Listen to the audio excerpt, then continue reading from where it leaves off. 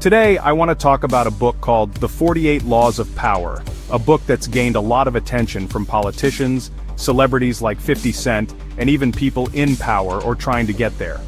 I've hesitated sharing it because, well, the book can be manipulative. Some of its advice feels unethical, and I wouldn't necessarily recommend applying all of it.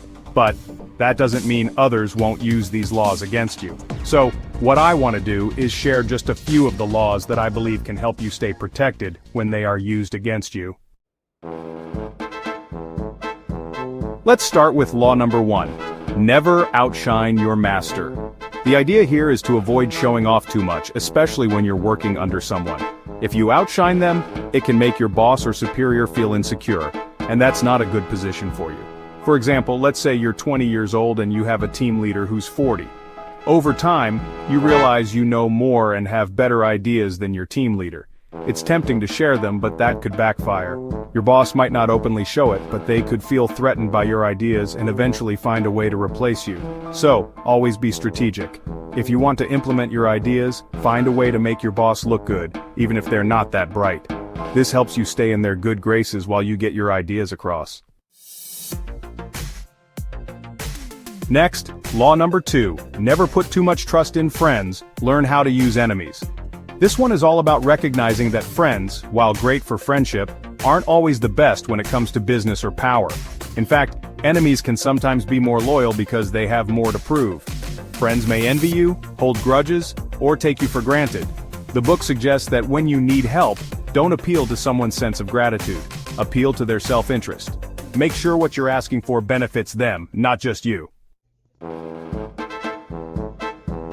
Moving on to law number 4. Always say less than necessary. This is all about control. The less you say, the more mysterious and powerful you appear. In negotiations, for instance, if you stay silent after making your point, it makes the other person uncomfortable and forces them to fill the silence.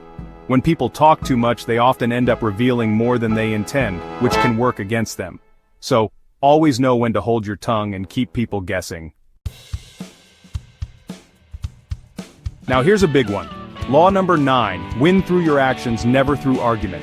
It's far more effective to show people you're right through your actions than to argue with them. Take Michelangelo, for example.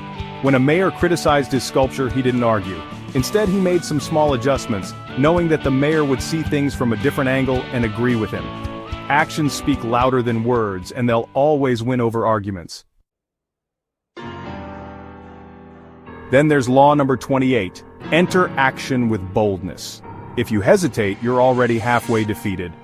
Boldness attracts attention, admiration, and can even cover up mistakes.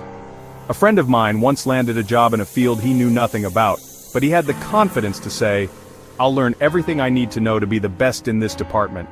The hiring manager later admitted that they hired him not for his qualifications, but because of his boldness. So, be bold in your actions, even if you don't have all the answers. People admire confidence. Another key law is law number 36. Disdain things you cannot have. Ignoring something that's out of your reach is often the best way to deal with it. By acknowledging it, you give it power. If there's something you want but can't have, act like you're not interested. This is a way of showing your superiority by simply not caring.